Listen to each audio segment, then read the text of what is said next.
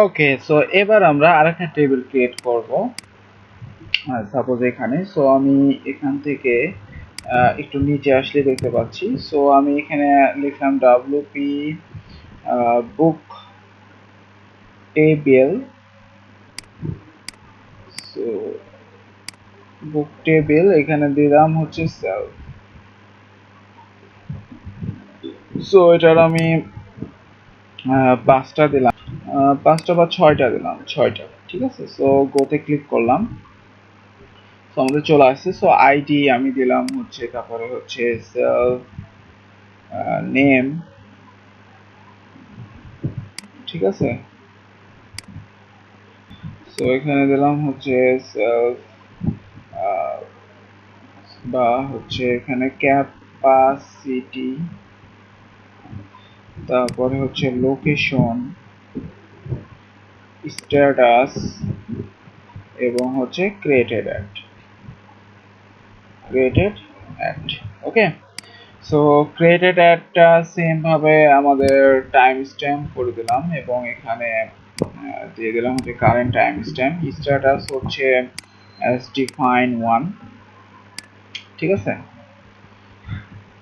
So স্ট্যাটাসটা ইন্টিজারই হবে। এখানে আমরা সেলফ লোকেশন করে দিলাম। সো এটা ভার্কার, সো এটার আমি 200 দিয়ে দিলাম এবং ক্যাপাসিটি কয়টা সে বুক রাখতে পারবে আর কি।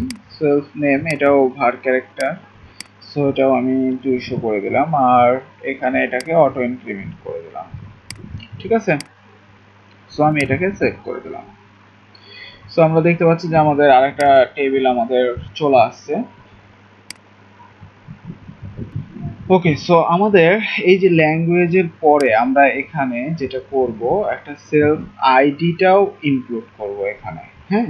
সো এটার জন্য আমি সাপোজ এখানে যে ইন্টিজার ভ্যালুটা আছে এটাকে কপি করে নিলাম, এখানে বসাই দিলাম। এখানে জাস্ট আমি নামটা চেঞ্জ করে দিই যে সেলফ আইডি, ঠিক আছে। আচ্ছা, এটা ছোট হাতে দিয়ে দিই। So self ID null value. So আমরা এখানে একটু চেঞ্জ আনছি, তাই না, একটা ফিল্ড ইনক্লুড করছি কিন্তু।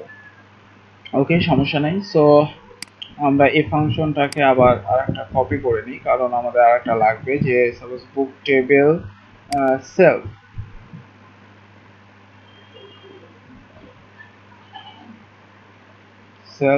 প্রিফিক্স। সো এখানে আমাদের টেবিলের নামটা দিয়ে দিতে হবে বুক টেবিল সেলফ, ঠিক আছে। সো এটাকে সেভ করলাম। সেভ করে এই জায়গায় এবার আমাদের সেকেন্ড কোয়েরিটা লিখতে হবে। সো মনে করেন আমি এখানে দিলাম হচ্ছে সেলফ কোয়েরি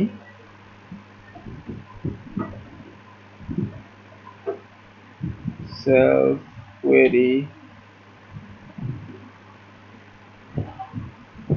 ব্যাস। সো এখানে আমাদের কোয়েরিটা লিখবো।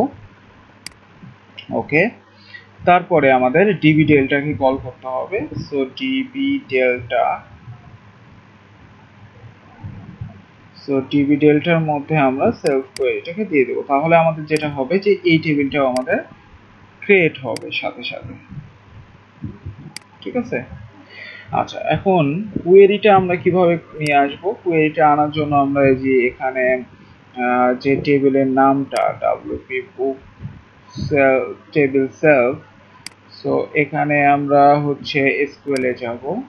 সো এখানে লিখব হচ্ছে শো ক্রিয়েট টেবিল, সো টেবিলের নাম,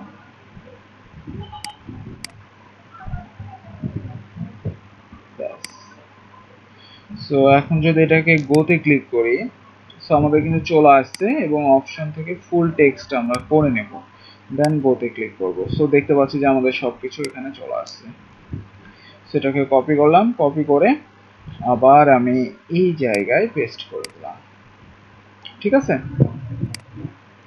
সো আমাদের দুইটা টেবিলেরই হয়ে গেছে অলরেডি, বাট আমাদের কিন্তু এখানে এখন চেঞ্জ আনতে হবে।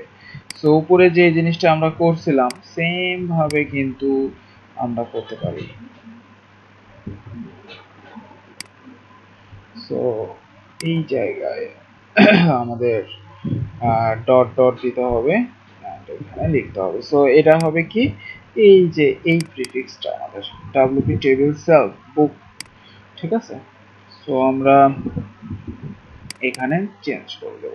ওকে, সো সেভ করলাম, দুইটাই আমাদের ঠিক আছে। এবার আমরা দেখি যে আমাদের চেঞ্জগুলা কাজ করে কিনা, অর্থাৎ আমরা এখান থেকে প্রথমত আগে দুইটা আমরা ডিলিট করে দেব, এটা এবং এটা।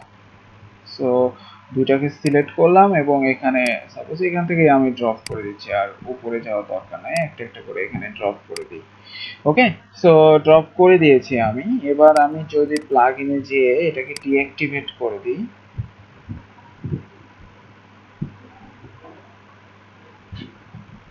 ডিঅ্যাক্টিভ করে দিয়েছি এবং অ্যাক্টিভ করে এবার নাও প্লাগইন অ্যাক্টিভেট। এবং আমরা যদি এখানে যাই, দেখেন আমাদের দুইটাই কিন্তু চলে আসছে। এবং wp বুক টেবিলে কিন্তু আমরা একটা চেঞ্জ এনেছিলাম, সেই জিনিসটা আমরা দেখি যে কাজ করছে কিনা। এই যে সেলফ আইডি চলে আসছে, ঠিক আছে।